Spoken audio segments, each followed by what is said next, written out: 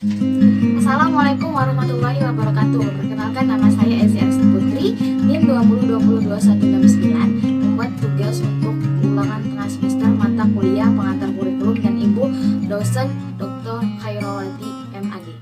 Yang pertama yaitu sejarah pengembangan kurikulum pendidikan agama Islam di Indonesia.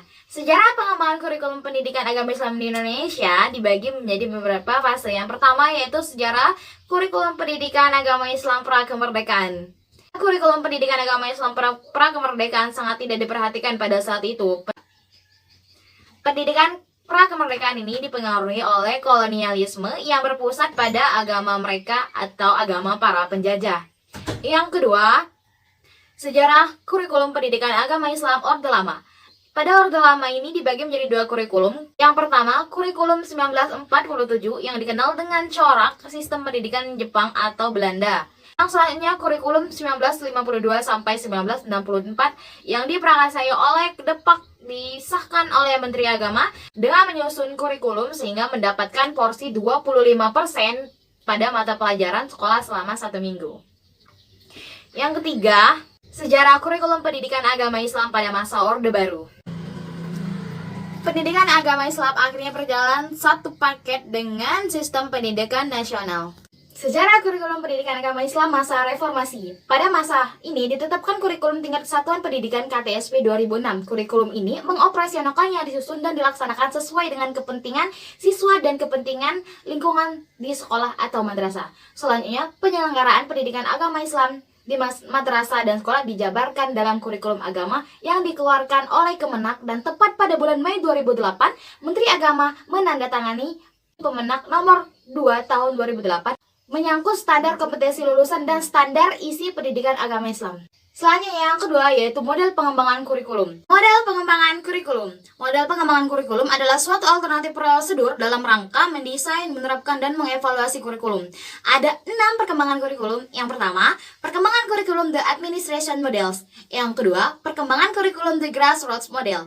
Yang ketiga, perkembangan kurikulum the demonstration model. Yang keempat, perkembangan kurikulum the interpersonal relation model.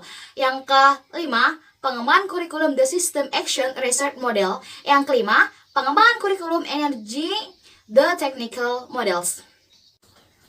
Perencanaan pengembangan kurikulum, implementasi kurikulum pendidikan agama Islam merupakan mata pelajaran yang wajib diajarkan di setiap jenjang pendidikan, yaitu mulai dari pendidikan dasar sampai pendidikan menengah.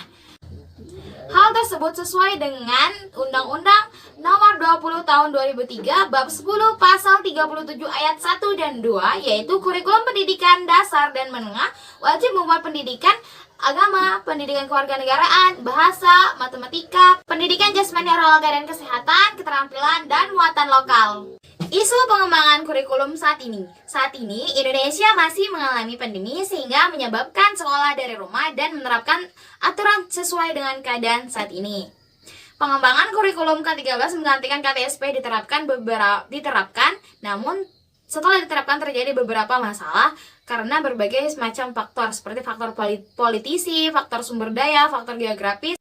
Akibatnya, salah satu contoh gagalnya penerapan kurikulum 13 di sekolah terutama di daerah-daerah pelosok karena keterbatasan sumber daya dan masih banyak satu hal dan lainnya.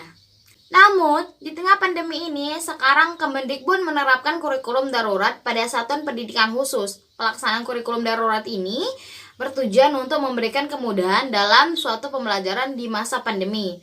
Kurikulum ini merupakan pensederhanaan dari kurikulum nasional. Membahas kurikulum saat ini tidak ada habisnya karena kurikulum selalu mengalami perkembangan dan perubahan sesuai dengan kondisi keadaan yang ada demi memajukan pendidikan Indonesia. Namun di saat pandemi ini, pendidikan Indonesia dalam pengembangan kurikulumnya masih dalam menggunakan kurikulum darurat yang diarahkan pemerintah untuk melaksanakan sebuah pembelajaran sesuai dengan keadaan saat ini. Mungkin itulah saja sedikit tentang penjelasan singkat dari saya untuk memenuhi tugas ulangan tengah semester mata kuliah pengantar kurikulum. Saya ucapkan terima kasih atas perhatiannya dan mohon maaf kalau ada salah kata. Wassalamualaikum warahmatullahi wabarakatuh.